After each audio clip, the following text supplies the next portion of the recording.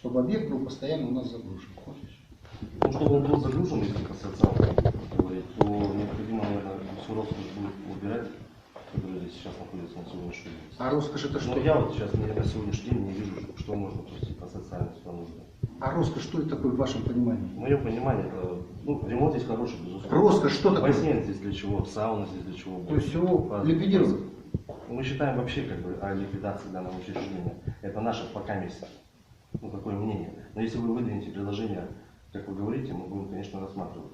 С плеча мы ничего рубить не будем. Ну, я не вижу здесь роскоши. Если кто-то роскошь видит, скажите, где здесь роскошь. Если стулья, это роскошь, наверное, нет. Если диваны, роскошь. Это Ну, здесь больше база похожа как на базу отдыха. А она есть база отдыха? Ну, Так мы сказали. А только социальной направленности. Будут приезжать спецы, будут приезжать молодежь, будут приезжать студенты, будут приезжать спортсмены. Скажите, а еще какие-то подобные объекты находили? Пока не буду рассекречивать, но есть.